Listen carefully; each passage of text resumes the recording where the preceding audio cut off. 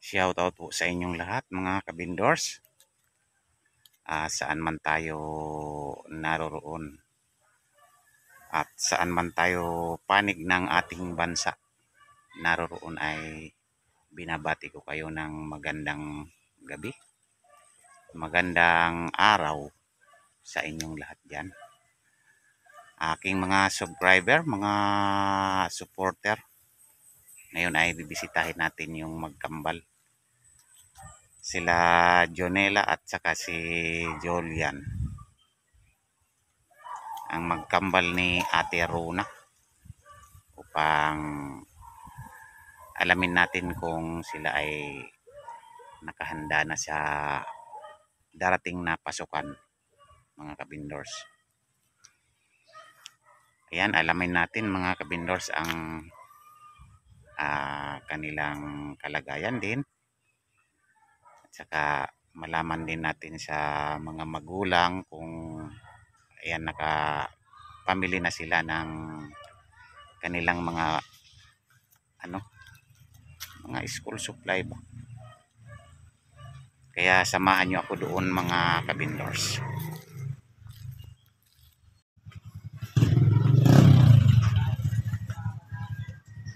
Ayan, narito na po tayo mga kabindors. Magandang araw po. Magandang araw.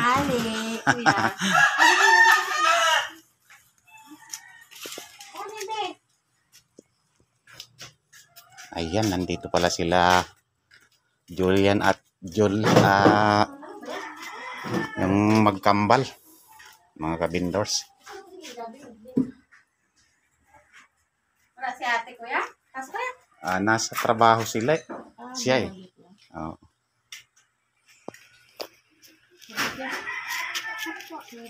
Ano po, kumusta na po kayo? Ito. Ano ang nag-aantay ng ano itong yan? Ano pala yun? Oo, yung iglesia. sa iglesia yan. Bigay ito. Kaso lang nasira na oh.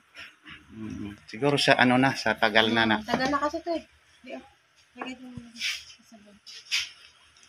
Lagay. Gusto ko yan. Ito na sa basa niya. Dito ka dito. Nasaan si Nandiyan lang. Mister? Nasa trabaho. Nasa trabaho? Ano ka mister?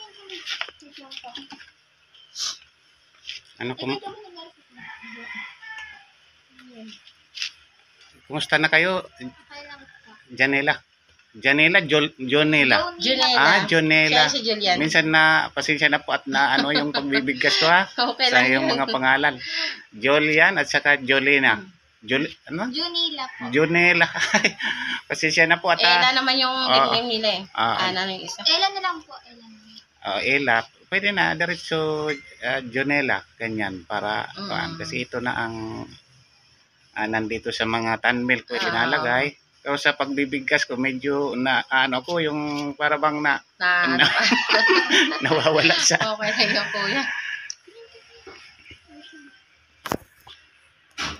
Ayan mga kumusta na pala yung Ate Rona, yung mga ng mga bata. Ano na ang nabili mo kaya?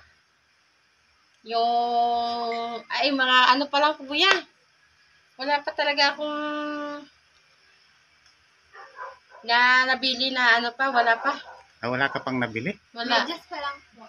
Yung unti-unti. Medyas pa lang. Medyas. Kawawa naman po. Medyas pa lang. Alam mo kasi kuya, yung 1-1 sana yon, naluko pa kami ng 1-1 na yun. Ay nako. Kasi yung washing ko, nga dapat, pwede ko yung ilaan din dun sa nila. Kaso naluko pa ako nung gagawa ng washing. Pinagawa mo yung washing machine mo? Pinagawa ko yung washing. Kasi sa kagustuhan ko rin nga kasi nga 'di ba nasira. Gumagana siya pero isang way lang, hindi na umiikot. Hindi na bumabalik. Oo. May nagtatawag dito nga naglalako nga gawa ng electric pan, washing. Di sabi naman ng asawa ko, tawagin mo tapos patingnan mo yung washing kung anong sira. Para ipagawa kasi mahirap maglaba nang nakakamay. Oo nga eh. Ara kuya. Kay pinagpuputol niya na yung wire. Tapos sabi niya motor daw. Sabi ko, kuya, hindi pa pwedeng, yung sikanhan na lang ng motor ng washing yung bibilhin para mas mamura-mura. Ayaw niya po. Gusto niya yung bago talaga. Eh di ang tanong ko sa kanya, magkano ba yung bago? Sabi niya daw 1,000. Tapos, sabi ko sa kanya, ako na lang yung bibili kasi gawa nga may trabaho yung asawa ko. Ayaw niya nga akong bibili. Kasi daw baka daw lukuhin ako ng bibilhan. Baka daw ibibigay sa akin yung lata. Siya daw bibili. Pumayag din ako na, sige, binigyan siya namin ng 1,100 kasi nga pamasahe niya pa, malaria pa bibili. Sus, kuya, hindi na bumalik. Agoy. Tapos hindi nagawa yung yung hindi. aroy. Natanga yung 1,100. Yung iniwan niya yun, yung mga gamit na yun. Tapos cellphone niya na yan. Ayan. Eto na naman yung cellphone yung naiwan. Pati cellphone kasama iniwan. yan dyan sa mga gamit niya. Ay. Oo. Ayan ang mga gamit. Ito yung mga gamit ayan, niya. Ayan. Ayan, yung mga gamit niya. Ito pa, yung dala niya. Ito. Yan. Yan. Iyan ang dala-dala niya. Tapos, may naiwan siyang cellphone. Yung pala sira din. Agoy. Ngayon, kay gusto ko talaga siyang mabuksan, kaya ipablatter ko sana sa barangay. Kung nakita ko na yung mukha niya dyan. Gumastos pa ako ng 600 para lang din na maano yan, yung mukha. Wala naman pala siya dyan mukha sa cellphone na yan. Kundi yung nandyan, pusa lang ang picture. Paano ko siya kayo maano sa barangay? Kasi wala din naman pala siya picture. Kaya nga dapat sa mga ganyan, Ate Rona, mag-iingat tayo sa mga ganyang taong... Ay, naku, sabi nga ng iba dyan yung mga naglalakad ano ba na yun. naman yan, ate? Sabi niya, kilala mo ba yun? Sabi ko, hindi ko kilala eh. Taga Sanana daw. Kaya yun, natanga yung 1,100 namin. Okay, sa halip na pang mo na yun, pang gawa Yun mo na talaga sana. doon para di ka mahirapan sa Yun na nga, paglalaba. kuya. Pero kita mo yung kamalasan ko, Talaga naman. Ay, Diyos ko. Ano ba yan? Hindi na siya bumalik hanggang ngayon. 2 araw na. Wala. Hindi, maiba tayo, Ate Rona. Hayaan na natin yun kasi umano na, no? hayaan mo At na di mo namin rin mahabol yun kasi wala man picture dyan sa cellphone na naiwan niya. Iniwan talaga na kusa yan para Pero bumili siya. ginastusan ko ng 600. Para lang talaga maano. Para magtiwala ka lang, nababalik siya, iniwan yung mga gamit niya. Ayan. Siguro kailangan niya talaga din yun. Ayan, pumunta tayo doon, Ate Rona, sa mga tablet ng mga bata, no? Kasi, di ba, ang pagkakasabi mo noon, gagastos ka sa pagpapagawa ng tablet. Magkano ba ang, doon, yung kung ipapagawa mo siya? Yung tablet? O, tablet? 1,600 kuya. Yung isa. 1,600 yung isa. Doon sa pinatingnan ko hindi ko alam sa iba kung magkano, pero yung pinatingnan ko doon 1,600. Dinala ko ng tablet ng isa. 2 yung tablet na yon. Ngayon, tumawag nga kanina yung kaibigan ko nandun sa school. Sabi niya, pag pumunta ka dito sa 28, dalhin mo yung 2 tablet. Kasi, para ma-enroll na yung mga anak mo kung saan sila nga seksyon. Pero nandun na yung pangalan nila. Kaso lang hindi pa nila nalagay kung saan teacher, kung anong seksyon. Kasi nga yung tablet pa yung inano nila. Kasi pa nila yung tablet Hinahanap nila yung tablet para ma-surrender mo. Para i-surrender ko doon. Pero yung tablet na yan, yung isa, okay. Yung isa, sira nga ang 2. Sira ng 2. Oo. Yung isa, yun na, kaagad-agad na sira. Yung isa tumagal naman. Oo, tumagal naman. Kasi bago yun Pero hindi sila yung nakasira. Kumbaga, ibang tao. Kaso lang, wala na akong habol dun sa bata nga nakasira. Di ba, kuninto ko sa'yo noon na nakabig ng bata.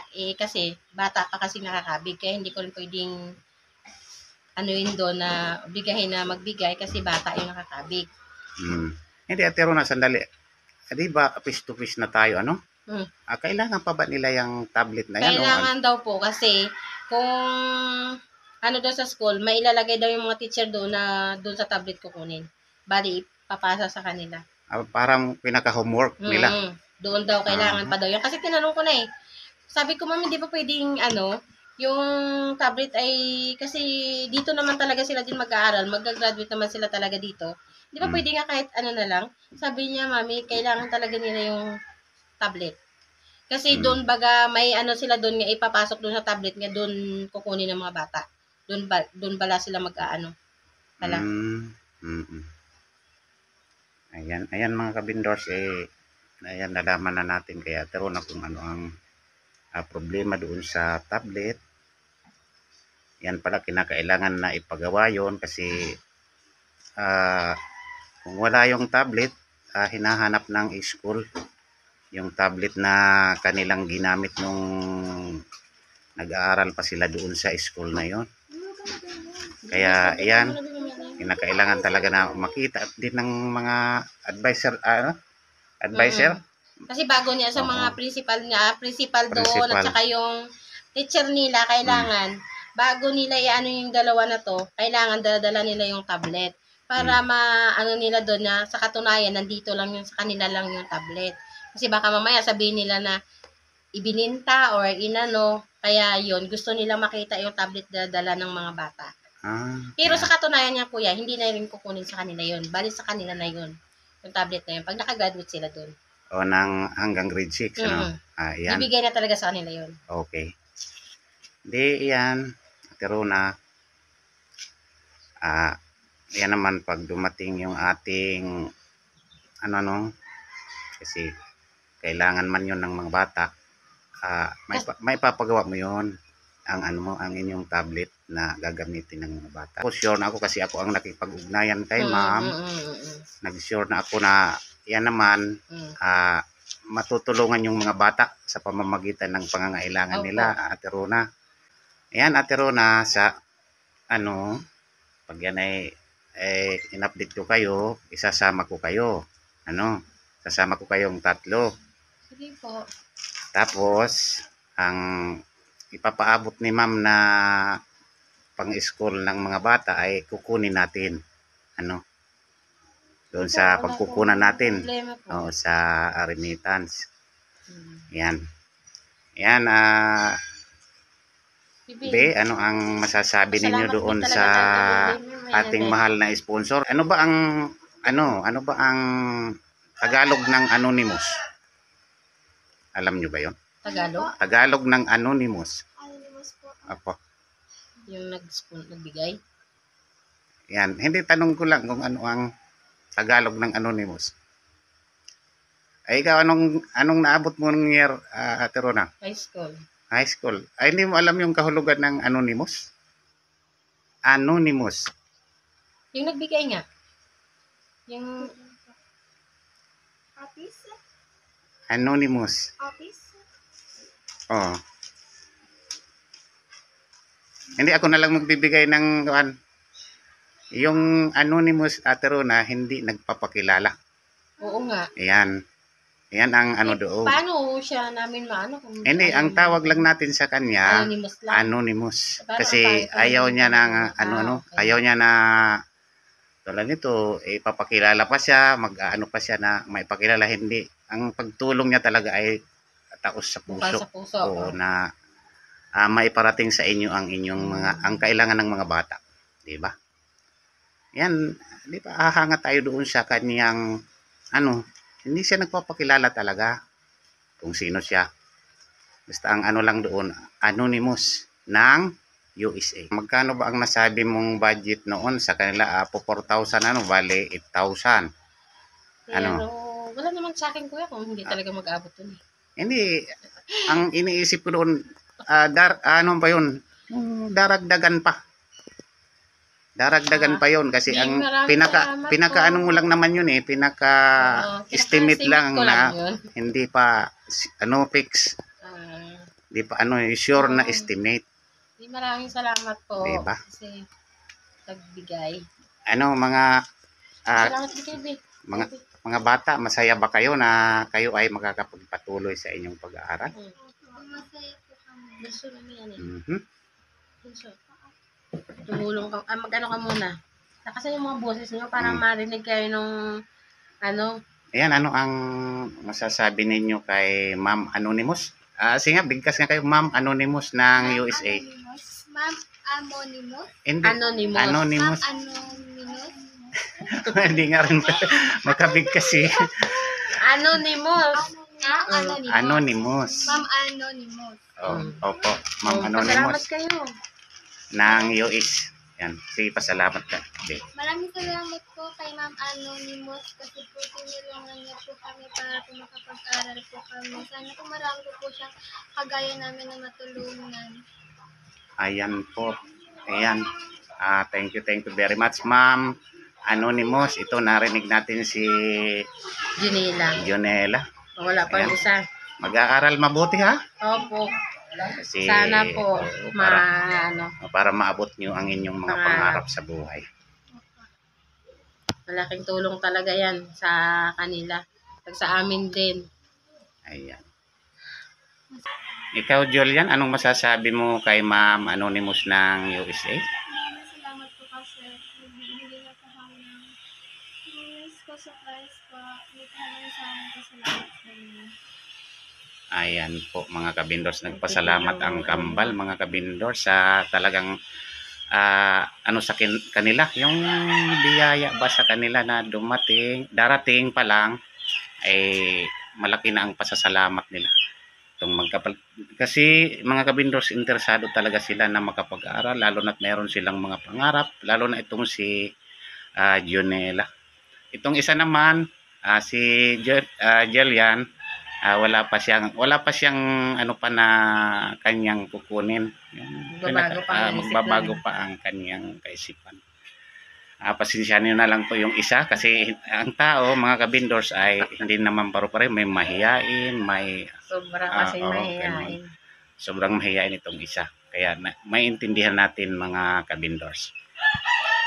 Ayan, Ate Rona, ano rin ang masasabi mo doon? Kasi iyan ang siguro ang nagdarasal ka sa bawat panahon na sana naman ay mapansin ang mga anak ko na yung matulungan kayo, diba? Ano bang masasabi mo? Hindi ko nga to, kuya, alam mo kuya, sa 10 kong pag-iisip, hindi ko nga rin ito inaasahan na may taong